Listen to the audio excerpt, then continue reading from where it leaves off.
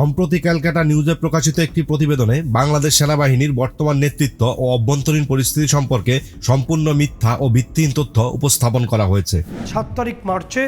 7ই March রাত্রিবেলা অর্থাৎ তার এয়ারক্রাফট যখন বাংলাদেশে প্রবেশ করবে আকাশসীমায়, তিনি যখন আর ফেরত যেতে পারবেন না, সেই সময় তাকে ফ্লাইট থেকে নামার পরেই তাকে হয়তো বন্দি করা হতে পারে। এই প্লট রেডি হয়েছে। এটি উদ্দেশ্য প্রণোদিতভাবে বিভ্রান্তি ছড়ানোর জন্য তৈরি করা হয়েছে, যার কোনো বাস্তব ভিত্তি নেই।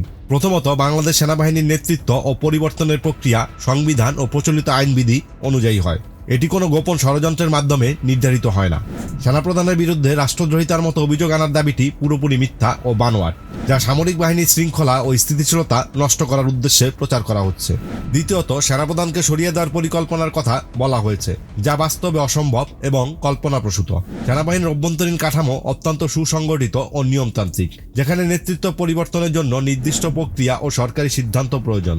তৃতীয়ত, প্রতিবেদনটিতে আইএসআই, পাকিস্তান ও ইউনুস সিন্ডিকেটের ষড়যন্ত্রের কথা বলা হয়েছে, যা সম্পূর্ণ কাল্পনিক ও বিভ্রান্তিমূলক।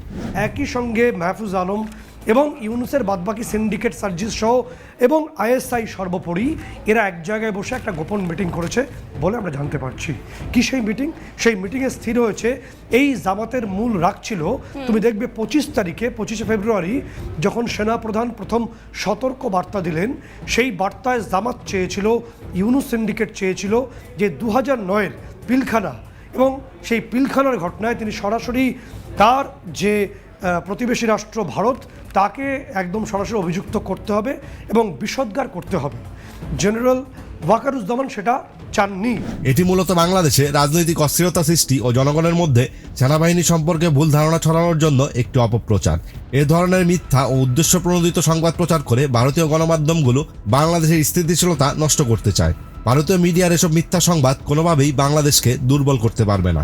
বাংলাদেশের জনগণ ও নিরাপত্তা বাহিনী এসব মিথ্যা তথ্য সম্পর্কে সচেতন এবং কোনো ষড়যন্ত্রই সফল হবে না।